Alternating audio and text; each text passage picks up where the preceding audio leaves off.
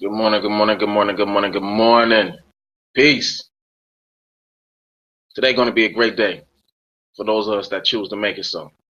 And I'm going to choose to make it so. Um, First, I just want to say peace and more power to you if you're listening. Um, I think last night was like the first night I had like 8 hours of sleep. I've been up for like about 15, 16 minutes. I got up about 5 minutes to 7. Man, I feel revived. Still got a little bit of work to do. There's so many places I want to go today. I can get there too. I'm not driving. I don't own my own car at the minute, but I have built great relationships with people because I take very good care of cars, as you already know. I know how to paint, fix them, and all that. I ain't doing anything right now. My finger hurt. It's a wrap. If you need anything done to your car, I'm gonna have to refer you to somebody that I know can get it done for you. Um, what else? Ah, what woman can I honor? Cannot honor? Made up a word. What woman can I honor today? I'm gonna honor today Ella Baker. Ella Baker, she was an activist with the SNCC. I think that's the oh,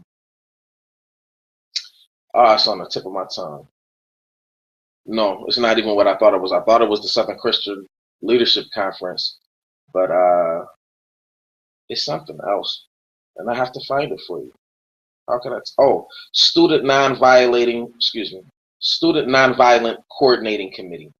Um, She was an advisor, was a leader of the Mississippi Freedom Democratic Party, which moved to replace the official all-white Mississippi delegation at the 1964 Democratic National Convention.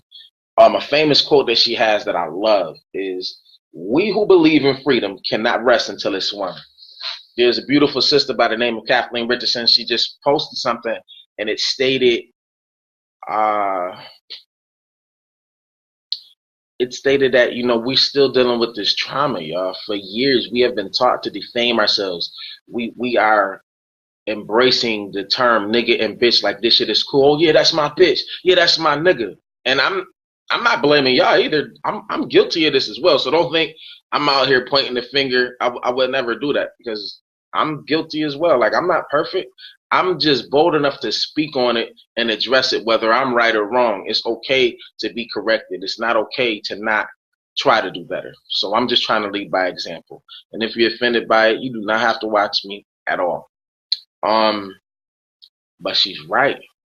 We were taught by our slave masters to disrespect our women. Our women were taught by not only the slave masters and the government to feel as though we're nothing but a opportunity, of income, and maybe a instant moment of gratification. You know what I mean, during sexual intercourse. But we have been taught to hate one another. We have to dig deep inside ourselves to get away from that. You know what I mean? So, but what they said is, we who believe in, what she said, excuse me, Ella Baker, 1964, we who believe in freedom cannot rest until it's won. There is no time for rest. All that time that we be out here partying, remember I was making that little statement last night? All that fun that y'all think we having, we got so much to do and so much to go. It's like y'all just want to give up. It's like y'all want to give up. This ain't the time to give up. This is the time.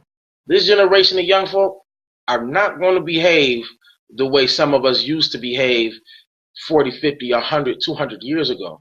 They not about to be doing nothing that don't feel right to them at all. And even us, by now, you have an inherent knowledge of what's right and what's wrong. So you shouldn't just be just doing anything and moving any type of way. We ain't like other people. We ain't got time to play, man.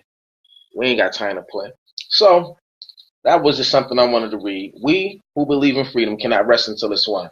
It's financially literacy or financially literate Friday. For some, it's financial freedom Friday. Some, they just love Friday because it's the beginning of the weekend and they ain't got to work. They can relax a little bit. Okay, so today I will be reading Waging War and also Finders Keepers in the New Jim Crow, and I'm going to go ahead and hop into it immediately. Waging War. In barely a decade, the war on drugs went from being a political slogan to an actual war. Now that police departments were suddenly flush with cash and military equipment earmarked for the drug war, they needed to make use of their new resources. As described in the Cato Institute report, paramilitary units, most commonly called Special Weapons and Tactics or SWAT teams, Special Weapons and Tactics or SWAT teams, were quickly formed in virtually every major city to fight the drug war. SWAT teams originated in the 1960s and gradually became more common in the 1970s, but until the drug war, they were used rarely, primarily for extraordinary emergency situations such as hostage takings, hijackings, or prison escapes. That changed in the 1980s when local law enforcement agencies suddenly had access to cash and military equipment specifically for the purpose of conducting raids. Today, the most common use of SWAT teams is to serve narcotics warrants, usually with forced, unannounced entry into the home. In fact, in some jurisdictions, drug warrants are served only by SWAT teams, regardless of the nature of the alleged drug crime. As the Miami Herald reported in 2002, police say they want SWAT teams in case of a hostage situation or Columbine type incident, but in practice, the teams are used mainly to serve search warrants on suspected drug dealers. Some of these searches yield as little as a few grams of cocaine or marijuana. It's crazy how they just telling you how the local governments have militarized their weaponry for the common citizen that they claim they are here to serve and protect. Yeah, I don't think that's just very contradictory of what they're supposed to represent. The rate of increase in the use of SWAT teams has been astonishing. In 1972, there were just a few hundred paramilitary drug raids per year in the United States. By the early 1980s, there were 3,000 annual SWAT deployments. By 1996, there were 30,000, and by 2001, there were 40,000. The escalation of military force was quite dramatic in cities throughout the United States. In the city of Minneapolis, Minnesota, for example, its SWAT team was deployed on no-knock warrants 35 times in '86. But in '96, that same team was deployed for drug raids more than 700 times. That's like 2 a day. Drug raids conducted by SWAT teams are not polite encounters. In countless situations in which police could easily have arrested someone or conducted a search without a military-style raid, police blast into people's homes, typically in the middle of the night, throwing grenades, shouting, and pointing guns and rifles at anyone inside, often including young children. In recent years, dozens of people have been killed by police in the course of these raids, including elderly grandparents and those who are completely innocent of any crime, like babies. Criminologist Peter Krasker reports that between 1989 and 2001, at least 780 cases of flawed paramilitary raids reached the appellate level, a dramatic increase over the 80s when such cases were rare or earlier when they were non-existent. Many of these cases involve people killed in botched raids. Alberta Spruill, Spruill, so I'm saying Spruill, a 57-year-old city worker from Harlem, is among the following. On May 16, 2003, a dozen New York City police officers stormed her apartment building on a no-knock warrant, acting on a tip from a confidential informant who told them a convicted felon was selling drugs on the 6th floor. The informant had actually been in jail at the time. He said he bought drugs in the apartment, and the target of the raid had been arrested 4 days before. But the officers didn't check and didn't even interview the building superintendent. The only resident in the building was Alberta, described by friends as a devout churchgoer. Before entering, police deployed a flashbang grenade, resulting in a blinding, deafening explosion. Alberta went into cardiac arrest and died 2 hours later. The death was ruled a homicide, but no one was indicted. That's just crazy. Hey, cousin, that's just crazy how they do us. There was a young man in Georgia recently. I believe it happened just a few months ago. And they said that they came in there with a warrant for him, but it was a no-knock raid, and it had to be like 20 police, like some type of SWAT team. They shot this young man 68 times, saying that they felt they were inferior to life, that he had a weapon. They went in his home, and he didn't have any weapon, threw a flash grenade and everything. Not only did they do that, they killed this boy, dragged him down the steps, and then put some more bullets in him while he was downstairs. And I'm talking about a young man that had scholarships to go to college and everything, like he was doing really good. And I'm not sure if that was the person that they were looking for. What I do know is this: black folk, man, we forgive too quick. It's okay to forgive. It's not okay to forget, man.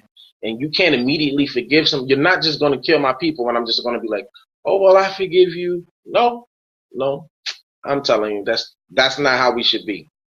I'm not telling you, we got to stop being so passive amongst other people doing shit to us. And when it comes to us doing shit, we're not even giving enough love or the courtesy to give one another the benefit of the doubt. But man, somebody from outside our community to do anything to us, and we're gonna forgive them. Man, listen, I ain't even gonna start the day off cussing, but y'all know what I feel, and y'all know what I mean about it. Okay, let me get back at it. Those who survive SWAT raids are generally traumatized by the event. Not long after Spruill's death, Manhattan Borough President C. Virginia Fields held hearings on SWAT practices in New York City. According to the Village Voice, dozens of Black and Latino victims, nurses, secretaries, and former officers packed her chambers, airing tales, one more horrifying than the next. Most were unable to hold back tears as they described police ransacking their homes, handcuffing children and grandparents, putting guns to their heads, and being verbally and often physically abusive. In many cases, victims have received no follow-up from the NYPD, even to fix busted doors or other physical damage. Even in small towns, such as those in Dodge County, Wisconsin, SWAT teams treat routine searches for narcotics as a major battlefront in a drug war. In Dodge County, police raided the mobile home of Scott Bryant in April 1995 after finding traces of marijuana in his garbage. Moments after busting into the mobile home, police shot Bryant, who was unarmed, killing him. Bryant's 8-year-old son was asleep in the next room and watched his father die while waiting for an ambulance. The district attorney theorized that the shooter's hand had clenched in sympathetic physical reaction. The district attorney theorized that the shooter's hand had clenched in sympathetic physical reaction as his other hand reached for handcuffs. That's crazy. A spokesperson for the Beretta Company called this unlikely because the gun's double action trigger was designed to prevent unintentional firing. So y'all know he intended to do it. Before he even opened the door, he intended to kill whoever was in there. The Dodge County Sheriff compared the shooting to a hunting accident. SWAT raids have not been limited to homes, apartment buildings, or public housing projects. Public high schools have been invaded by SWAT teams in search of drugs. In November 2003, for example, police raided Stratford High School in Goose Creek, South Carolina. The raid was recorded by the school surveillance cameras as well as a police camera. The tape shows students as young as 14 forced to the ground in handcuffs as officers in SWAT team uniforms and bulletproof vests aimed guns at their heads and led a drug-sniffing dog to tear through their book bags. The raid was initiated by the school's principal, who was suspicious that a single student might be dealing marijuana. No drugs or weapons were found during the raid, and no charges were found. Nearly all of the students searched and seized were students of color. The transformation from community policing to military policing began in 1981. When President Reagan persuaded Congress to pass the Military Cooperation with Law Enforcement Act, which encouraged the military to give local, state, and federal police access to military bases, intelligence, research, weaponry, and other equipment for drug interdiction.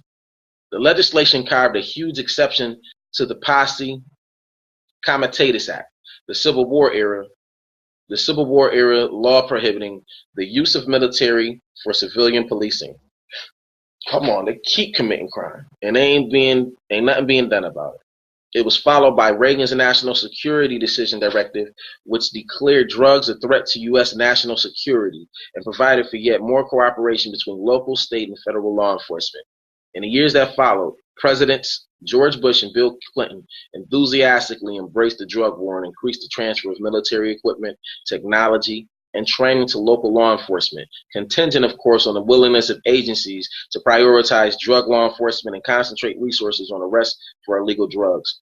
The incentives program worked. Drug arrests skyrocketed. As SWAT teams swept through the urban housing projects, highway patrol agencies organized drug interdiction units on the freeways, and stop and frisk programs were set loose on the streets.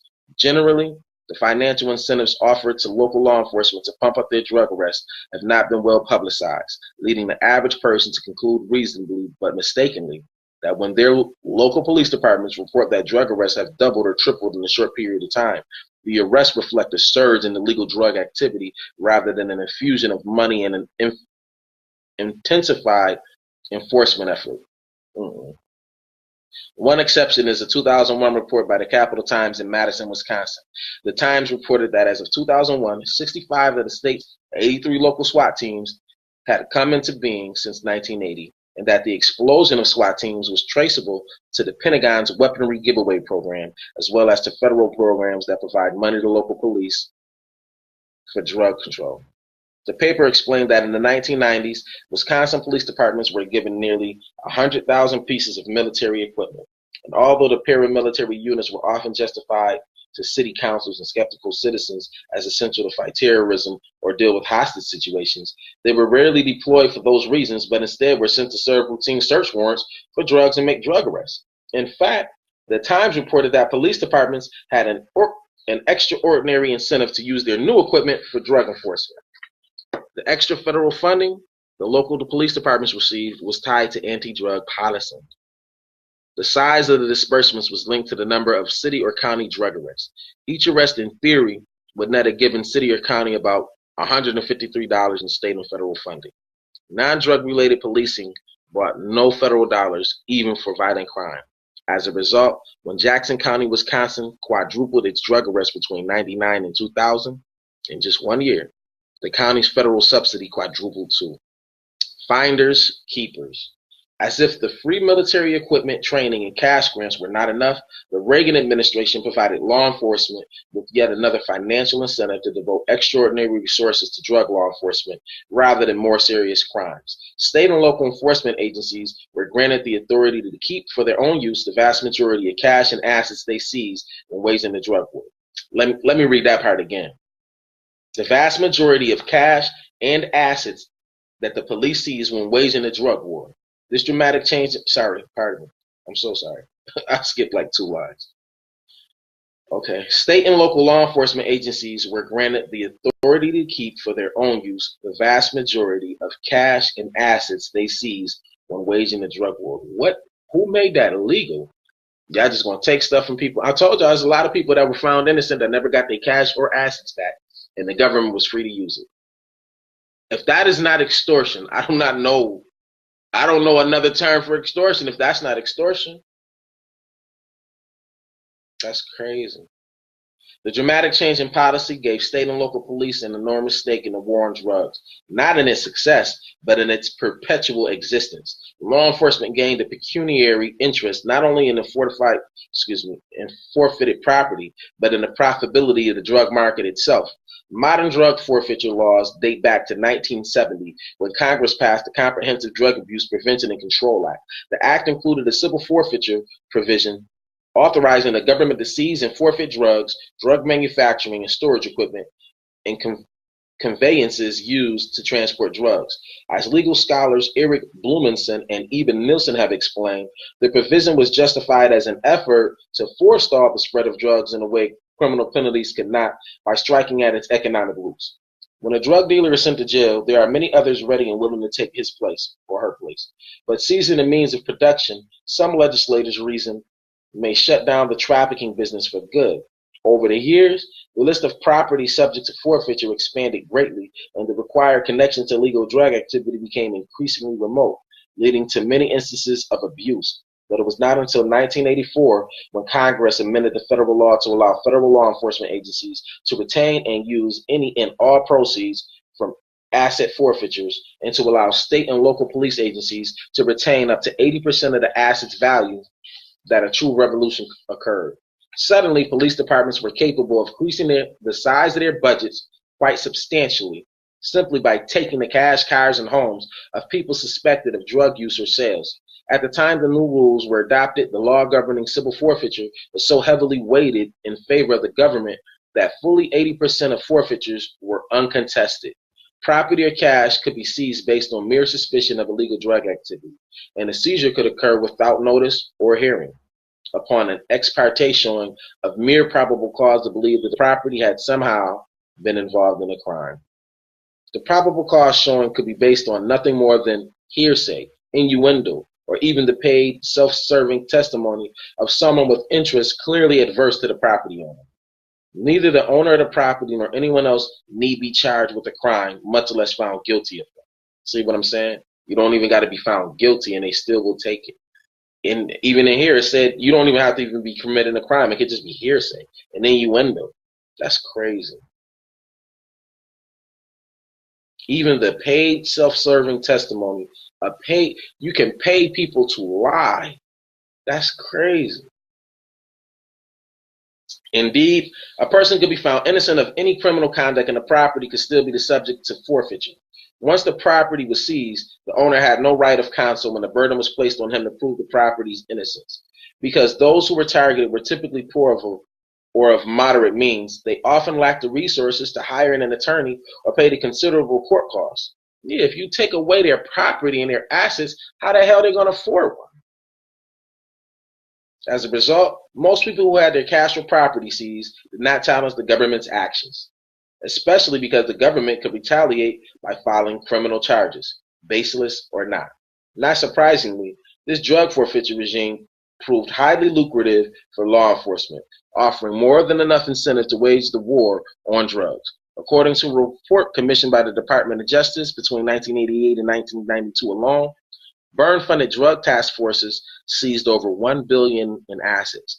Just in 4 years, they seized over $1 billion assets. That means they're receiving $250 million a year just by 92. Remarkably, this figure does not include drug task forces funded by the DEA or other federal agencies. So that's crazy, and that's just one arm of that branch, right?